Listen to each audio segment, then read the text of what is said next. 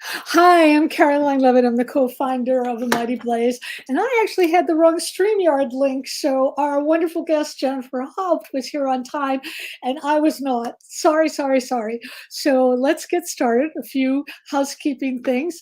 Please put all your questions and comments right in the comments. You can see it on the right-hand side. There's also a chat button, I believe, and you can put your comments in there. Please buy Jennifer Holt's wonderful novel, Come As You Are, at your favorite indie bookstore. Of course, you can buy it anywhere where books are sold, but we really prefer that you support the indies. We would be delighted if you could do that. So let me just give an introduction and we will start talking. Jennifer Haupt is the author of In the Shadow of 10,000 Hills and the absolutely groundbreaking anthology Alone Together: Love, Grief, and Comfort in the Time of COVID-19, which won the 2021 Washington State Book Award for general nonfiction. It also raised more than $40,000 for the Book Industry Charitable Foundation. She runs a popular Psychology Today blog, One True Thing, and her work has appeared in the Oprah Magazine, The Rumpus, and more. She's also a really wonderful friend of mine, and I'm just so delighted to have her here. Welcome, Jennifer. Thank you. Thank you so much for talking with me, Caroline. It's just a pleasure. It's a pleasure to So have long. Since Hi. It's a pleasure to have you here, and I have all sorts of questions that are different from the ones that I asked you last night. And also, viewers can, if you want, you can go see. Um, I think there's going to be a recording of that, so you can watch it again. So I want to first talk about the title. I love the titles are really hard, at least for me. I love the title "Come As You Are" because it implies, come as you are, or don't worry about who you were or who you will be. And it has so much to do with the book and with the main characters, Zane and Sky. So, can you talk about that, please? Yeah, sure. So yeah, the title, Come As You Are, implies that all this acceptance and so forth. But the song itself is really full of contradictions. And Kurt Cobain has said it's about people and the way that they're expected to act and how they act differently. And it's all about, for me, it's about the memory of who you have as of yourself and of other people that sometimes colors the present. So it's really about the person you remember yourself and to be, and reconciling that person with who you are now. It's a very kind of hopeful phrase. And I also wanted to ask you because your other book also had a wonderful, actually, all your books have had wonderful titles. Are titling books hard for you? Because people might not realize that titles are actually marketing choices. Yeah, and I'm really lucky because I'm with a small indie publisher and I get to choose my own titles, and she works with me on the titles. And the title for my first novel, In the Shadow of 10,000 Hills, that novel had like 6 different titles before that one. And that one, What were they? Do you remember what they were? so the first one was that I really thought it was going to be was The Dreamcatcher's Daughter. And That's then good. my publisher said, well, she hates stories that have titles that have daughter in it because it that that they belong to someone else. They're not their own person. Oh, And that's interesting. That's right. That's interesting. and then Dreamcatcher, there's a Dreamcatcher that plays predominantly in the story, but it implies also that it's maybe a story about indigenous people, or and In the Shadow of 10,000 Hills, 10,000 Hills is like what Rwanda's called, the land of 10,000 hills. So there's that one. And then my next book, I think, is going to be called, well, I actually can't say, but has been through a bunch of titles too. How about you? I'm curious about that for you. It's terrible. It's really, really hard for me to do titles. Algonquin is very particular about them, and I, of course, can title my own book, and I can approve or disapprove whatever they come up with. But for some books, I came up with 80 titles, and they didn't like any of them. And I finally said to my editor, "You know what? Please, you come up with the title, and whatever you decide, it'll be fine by me." Um, so I'm not married to any title I have. I just figure that as long as it's not something terrible, then, then I'm fine. So that moves on to the second part of this, which is covers. Covers too are very much a marketing decision, and they always supply you. I know I always get like 5 different choices, and they always ask me what I would like, and I never know. I never know. So tell us about your experience with the covers and how the cover of Come As You Are came about and just your Well, feelings. again, I think working with a small publisher, I've been really lucky because she definitely we work together. And so my cover for this one, at first I thought was going to be a broken record, like a shattered record. Against a backdrop of different colors. And then when we saw it, it just didn't look right at all. And Michelle, my publisher, actually came up with this idea of having the cover be like the leg of a like denim leg, a man's leg, and it's all like distressed jeans, like like from the grunge era, and it looks very sort of dark and mysterious because there is a mystery in the story. It's a love story, but it's against the backdrop of a pretty dark mystery of someone who both Zane and Sky loved, who died in an accident that they both felt was their fault. It's a great cover. It's an arresting cover. And it's always interesting to go into a bookstore and see the covers that call out to you. I think they did some scientific research where they found that red was a really good cover for sci-fi for some reason, but Yeah. who knows? I want to talk about the music because obviously music is really important to you, and it's really important through it. It sort of weaves melodically through your novel in a really wonderful way. And I wonder if you can talk about like the soundtrack of your particular life and how music has inspired you or helped you or driven you crazy or any number of things. Well, so I'll give for an example. This morning, I woke up. I was in a really crappy mood because our internet has been out, and I hope it doesn't go out now. And so, during my launch week, that's not like a hugely great thing. And so I was like, okay, what song can I put on to just really get in a good mood for this? And so I put on "Karma Police" by Radiohead and "Alive" by Pearl Jam, and some Chris Cornell, and different songs just speak to me at different times. And like sometimes I really want to listen to just really fun music like Cyndi Lauper and the Backstreet Boys and just totally like age inappropriate stuff. Like I love indie music, just kind of obscure bands. So it really just all day long I'm listening to music. Do you ever find that you will hear a song that you just can't listen to anymore that you loved when you were young because of the memories attached to it?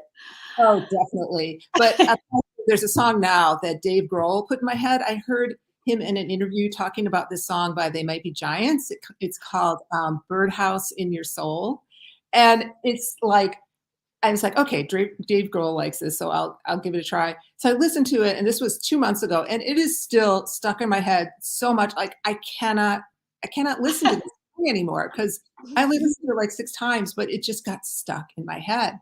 But there are definitely songs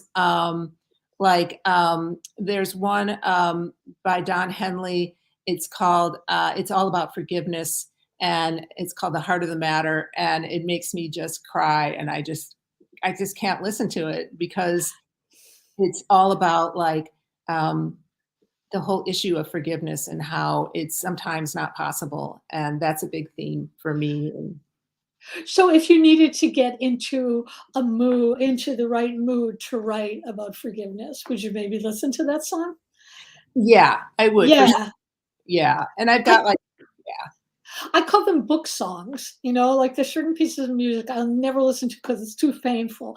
But if I have to write something painful, then I'll put the music on because it pushes me into that. Yeah, one of the best pieces of writing advice I ever got was from Maria Semple, and she said, "You really know you're writing well if you feel like you're going to throw up." And Oh, I love that. I love that. Oh my God, that's hilarious. And that is true. I would say that's true. I writing want makes me nauseous. to I want to talk a little bit more about the whole issue of music, and for Zayn, it's fame. It's fame. Zayn says music held the promise of being someone. And when I read that in the novel, I thought, oh my God, that's exactly what so many people think about fame. And it's not really what fame is at all. Um, I wanted to know, like, what are your feelings about fame, about, being in the limelight now and having people know you and know your work and, they know your work, which makes them think, oh, well, I know Jennifer. And that's not always the case. So can you talk about that for a while? Yeah, fame is an interesting thing. For me, I've never really been into it because for me, I associate it with narcissism, just because of Right. things, people, my life. But like, I have a friend who feels like he will not be successful unless his music is on Broadway.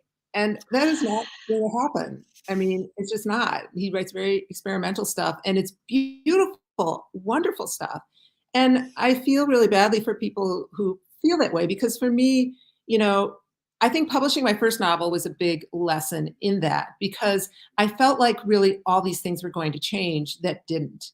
And so I had a lot of success with it, but I was still the same and my life was still the Right. same. And so that really helped me, I think, to be in a mindset of the success is in doing the work every day.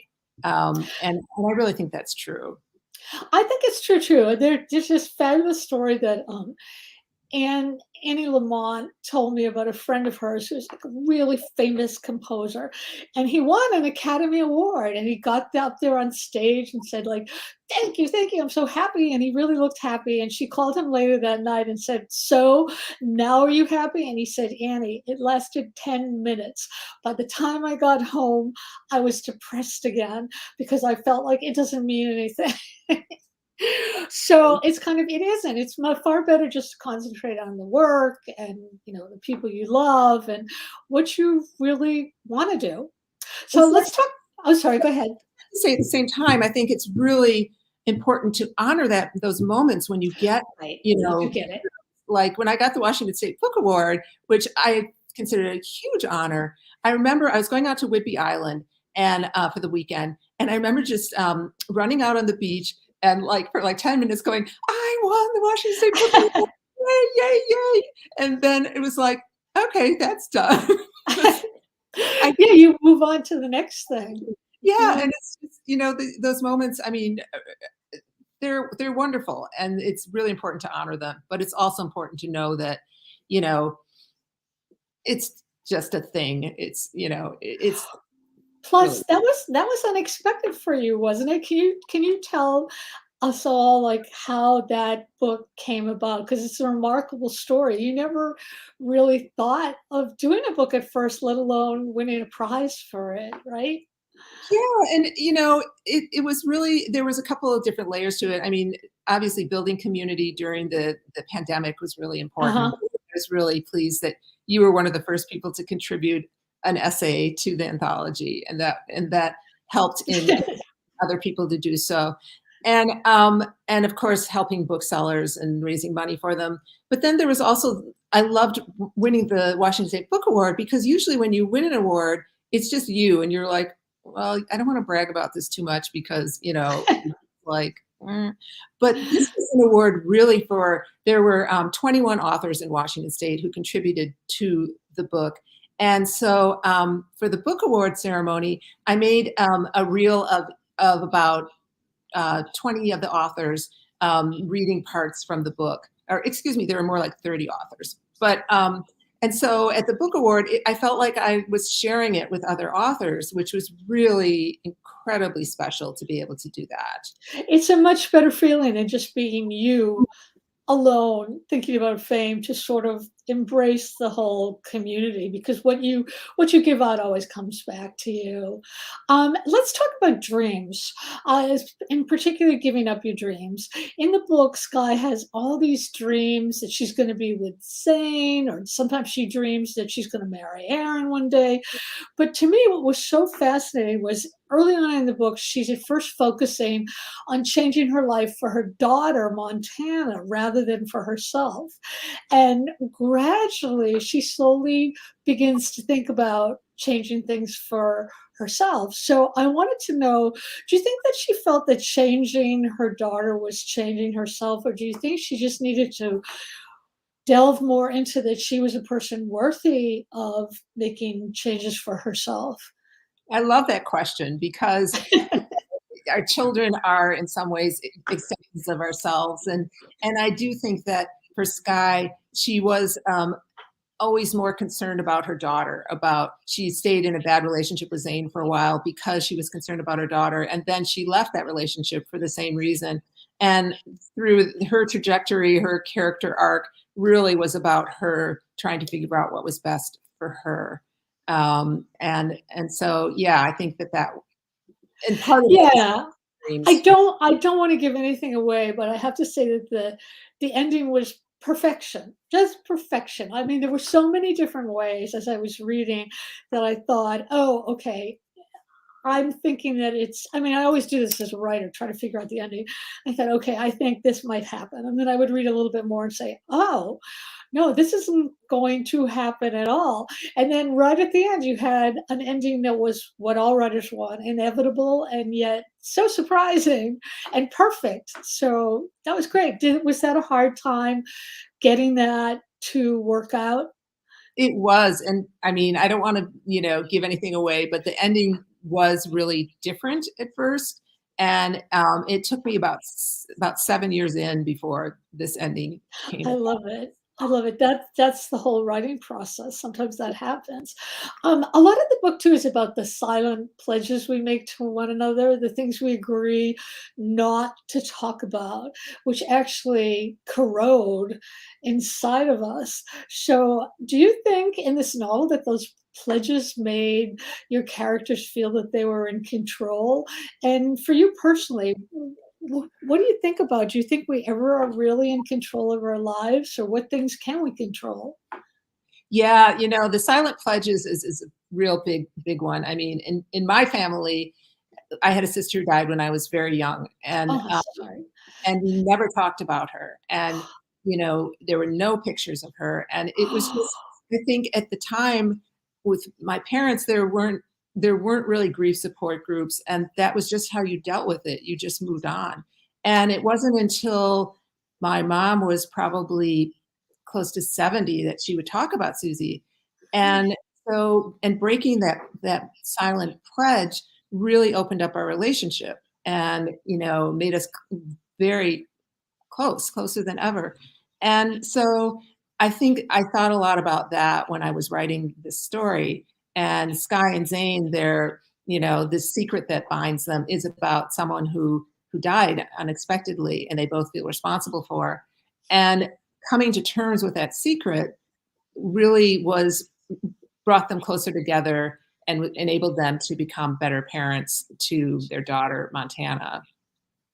I totally agree, and I also think we were talking the other night about how, I always feel that writers are the canaries in the coal mine. We go to these dangerous places and make sure it's safe for others, but in doing so, we give something to other people by our bravery, where maybe it makes other people feel a bit more brave.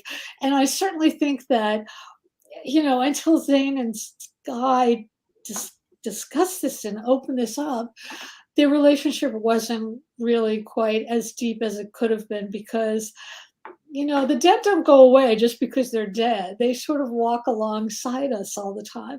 And anyway, I thought that was really, really powerful. So, Let's see. Oh, here's a question I wanted to know. Sky talks a lot about being a damn good mother. I wanted you to talk about what does that mean for Sky? How does that change? And what does that mean for you? What do you think a Oh, damn good mother is? that's a good question. Boy, I wish I I'm still figuring that out. yeah, me too.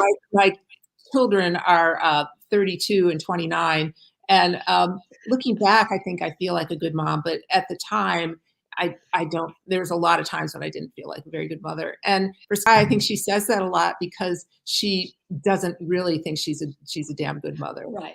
She questions a lot whether she should have left Zane, whether she should have, broken off that relationship, and then she questions about letting him back into their lives 6 years after he left. So it's, the whole issue of being a good mom, I think, is so complex. Um, I think, Yeah. and we were talking last night about, how honest are you with your kids? How honest Yes. should you be, and at what age should you be honest with them? And that's such a big issue too, particularly when there's secrets involved that involve them. Right, exactly. Yeah, it's a really tough thing because you never know, and because you can't be inside another person and knowing how they perceive this. Which is worse, the things we remember that torment us, or the things that we don't, Oh my that God. later come up through, like sometimes they come up through illness, or we get headaches, or what do you think? I mean, I don't know the answer to that question, but that was what I kept thinking about as I was reading your book. Like, what would be worse? Well, I think, for Zane, it's that he doesn't remember what happened the night of that this mysterious tragedy happened. And so, and I sometimes feel the same way, like something happened in my past that I don't remember. And so, and I feel feelings about it, Oh, what it was. And so that has really, fueled a lot of my writing. And I put a lot of that sort of, there's a sort of an emotional terror around it. And there's a longing around it too. And then there's the fear of, well, if you knew what that was, maybe you don't know because you're not supposed to know because something terrible happened. And so that's how Zane feels, is that something terrible happened that either he did or maybe Sky did. And so he first thinks he's protecting her, and then he realizes he's protecting himself. And so he has to tell her what he thinks happened. Um, would you consider reading something for us?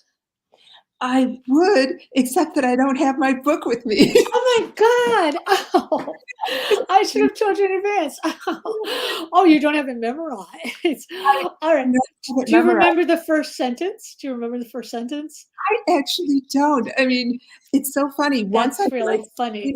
Once something's published, it's like out of my head. And so it's just like, yeah, I don't even I remember. love that. I love it. That's really, really funny. Well, let me ask you a few questions about reading. When you're reading things out loud to audiences, do you often feel like, oh, I want to change this word, or I wish I mean, are you always constantly rewriting? It's like that F. Scott Fitzgerald, famous line where he says novels are never finished, they're only abandoned. And that is so true. Because I It could go is true. to any page of a book I've written and be like, oh, that word should be taken out, or, um, It's weird. Yeah, it's really weird. And when you hear it out loud, then the sound of it, it can feel wrong. It can just feel wrong. So, do you show your pages to others before you send it out to your agent or your editor? Do you have a writers community where well, you do have a writers community, obviously, but do you have, like, some people have a reading partner? How does that work for you? so for me, in my first novel, I sent it to too many people. And Oh, tell us about that. I think it can be a real mistake to send your book to people, A, when you only want approval. That is a huge mistake. Yeah. And B, it's a mistake to send it too soon. And C, I think it's a mistake to send it to too many people, and then you think you need to change everything that they Right. And that to me happens to me early on. And then if I send it to people later on, I really just want their approval. And so that's not good. Right. So Right. I work actually I worked on Come As You Are. The first person I worked with was Adrienne Broder, who is an incredible, She's wonderful. yeah, she's a wonderful author and a wonderful editor and just an incredible person. And I worked with her on Come As You Are for about, I want to say 3 or 4 years before she went on to be executive director of Aspen Institute and stopped doing editorial work.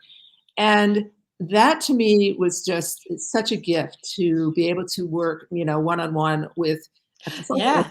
that. So that's kind of how I do it. And I've got another editor who I'm working with now on my the book I'm writing now. And so I pretty much just find someone who kind of gets me. But I have to say what really helped, I'm thinking now more about my first novel. And I remember sending pages to you, and I sent pages to a couple of other authors who I really admire. And that was super helpful for me in just choosing authors who I really admired and I wanted to write like them. And so sending pages to people who are a successful published author when you aren't, and having them give you sort of some advice on this is what you should do, I think is very helpful. It's try yeah, I agree with you. I think it is tremendously helpful because otherwise you're just sort of working alone and you never really know. But you're right, it's very important to choose the right reader.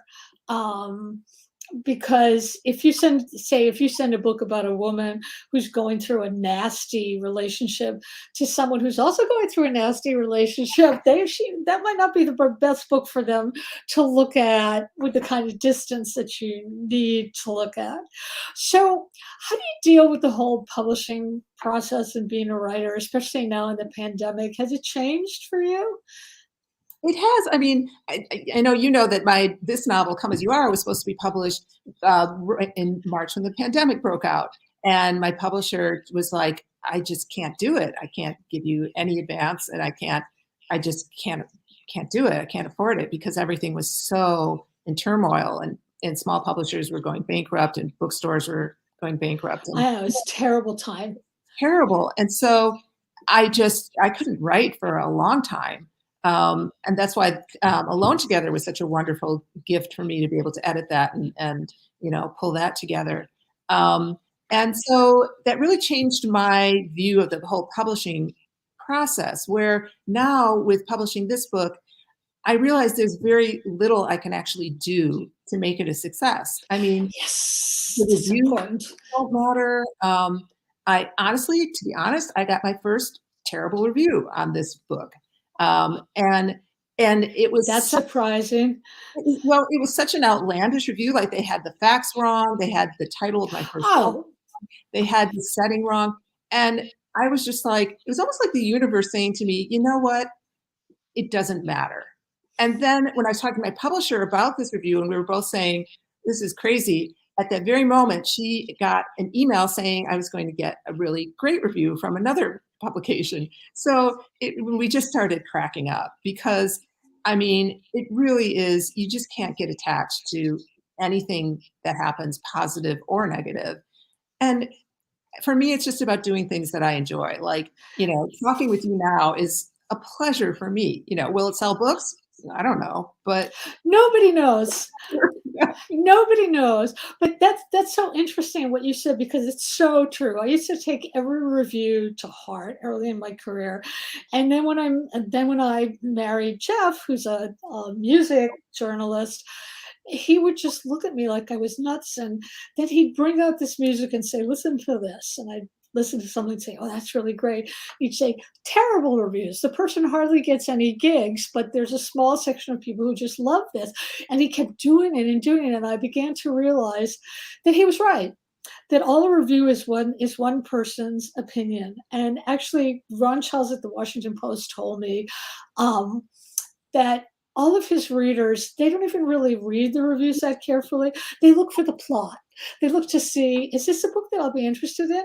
And also, you're right, because reviews that are nasty or weird, readers aren't stupid. They read those reviews and they know, oh, that reviewer has a bone to pick. Something's not quite right there. But Yeah. that's exactly the right attitude to be, that who knows why some book becomes number one wherever. And who knows why everybody can probably mention a book that they absolutely love that did not get the acclaim that it deserved. And of course, there's always a story of, Fitzgerald thought he was a failure when he died, and he's still being read everywhere. Van Gogh never sold a painting, or maybe he sold it to his brother. I don't remember. But, you can't, if you go by that, you're going to kill your art. Mhm. So I want to ask, speaking of art, I always hope and I always fail that I'm going to learn specific craft lessons from a book that I'm writing that I can apply to my next book. And it never works out that way for me. Do you ever have any lessons learned from books that you can apply to the next books that you're writing? I have the same thing, or actually for me, it's like I'll be reading something and it's like, oh, I'm going to use this in my book and this, and I'll be underlining and I'll be like highlighting. And then I don't use it at all. And so, yeah, but I definitely have learned about having too many characters in a book. Um, um, and but I try each time to have less like points of view. And actually, I never do. I always say 5 points of view, which is you're not supposed to do that many points of view because it's really hard. But for me, I don't know, maybe it's like my ADD or whatever, but I can't seem to stick with one person. And I can't either. I can't either. I love all those points of views. and as a That reader, is so funny, yeah, as a reader. Would you think, like, subconsciously you learn things from writing, or again, is it still like a total I yeah. totally like when I wrote I remember when I wrote the first draft for the first full manuscript for 10,000 Hills, and I thought it was wonderful. And it took me like a year to write. And I thought, oh my God, this is great. And then I sent it out to agents and realized, no, this isn't great. It's actually terrible. And I had it on a computer that I just didn't use for about like 10 years. And when I went back to look at that computer, because I was going to get rid of it finally, I found that manuscript and I was like, oh my God, I'm such a better writer now. And it was so wonderful to feel that way because I think it is subconscious. I don't think it's like I consciously am like thinking about it, but I definitely feel like, yeah, hopefully I'm a better writer now than I was, when I did my. Yeah, my I this is gonna lead to a question about who you write for, but this has to do with that kind of stuff. I know that my third novel, I was pressured into writing by a new publisher who wanted me to do something really commercial, and they worked with me on the outline for it, and then said, "Okay, go write it." And my heart was never really in it, but I wrote it, and it came out, and it got exactly 2 reviews, and they were both just the worst reviews you can ever imagine. I mean, I remember it. It was more psychopathology masquerading as fiction from the previously white hot Leavitt, who now has no one else to blame but herself.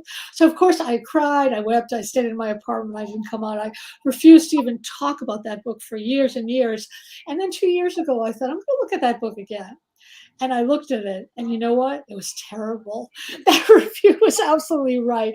And it was terrible because I should not have been writing a book for other people. I should have been writing it for myself, for what I wanted to write and what I needed to figure out. So my question for you is, a lot of my writing students are trying to write to the market, and I always tell them, don't do that. Don't do that.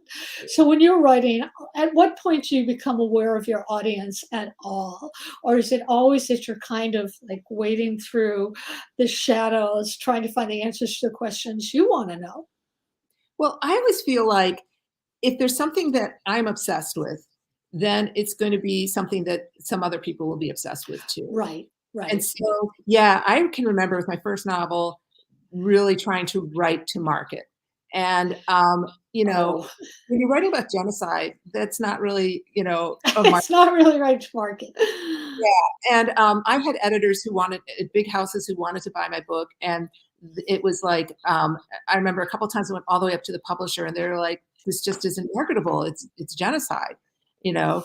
And so I, then luckily when I found my publisher, and the story went out, and I just remember there were like literally over 100 reviews on Goodreads that just said I would never have read about the genocide if it wasn't a book that had like a love That's story and, you know, all these other things, family relationships. And I was like, you know, if even if it's only these, you know, whatever amount of people that I got to read about the Rwanda genocide who didn't know anything about it, that to me is really rewarding. And yeah. yeah, and so the book I'm writing now, it takes place against the backdrop of Haiti and after the earthquake in 2010, and it's examining altruism.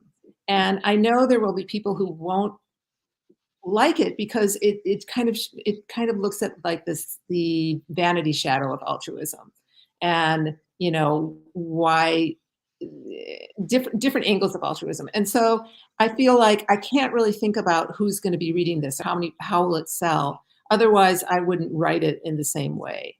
I really have to just write it for myself. That sounds so interesting to me, and it reminds me of the whole bad friend thing that blew up about. Do you know about that? Yeah, it's about, for those of you who don't, it was, one woman had donated her kitty just to a stranger as an act of altruism. And another writer began thinking about it in terms of, well, why are you doing this? And what's the real reason you're talking about it so much? Is it because you want people to think, oh, what a great person you are? And the thing is, I personally, I don't know what the answer to that is, but it's a really interesting question, especially now. Okay, well, I have one last question, and that is, what is obsessing you now, beside the obvious, Ukraine, climate change, the world, Oh, just no, you deeply froze. personal things? So, can you repeat that? Because you froze for a minute and I Oh, okay, couldn't. I'm sorry. I wanted to ask you, besides world politics, climate change, and all that kind of stuff, what is personally obsessing you now? So definitely altruism. How to be a good person without blasting it on Facebook. How to be a good person and make some sort of change on a daily basis. How Um, do you? How do you? for me, it's about looking at individuals that I come in contact with, any individuals I come in contact with, whether it's person who's, you know, bagging my groceries or it's someone who's standing outside the grocery store, you know, asking for money. You know, it's all those relationships, or whether it's my husband down the hall who's, you know, working at home and, you know, and irritating me because he's on the phone or whatever. It's all of those things. Yeah, because otherwise, if you just look at like, I saw a post yesterday on Facebook, someone was like, you know, it's terrible what's happening in the Ukraine, but what can I do about it? And it's like, yeah, there's really not a lot you can do about it, but there are things you can do in your own life, in your own, Right. and it's not really about being, you know, for years I wrote about everyday heroes for women's magazines. And it's not really about being a hero. It's about, you know, how can you make someone else's world a little better? That's a lovely sentiment. I want to thank everybody for being here today. And I want to thank Jennifer so much for talking to me again. What a thrill. I hope we can do it in person one of these days. And I want to remind everybody, Jennifer's book, Come As You Are. You can you find your favorite indie at bookshop.org. Um, Also, Sue Henderson's book, The Flicker of Old Dreams, bookshop.org. And this will be recorded. It is being recorded. It'll be on our YouTube station, so you can watch it and tell your friends. It'll be also on a Muddy Blaze. And we'll see you next time. Thank you so much, Caroline. Thank you so much, Jennifer.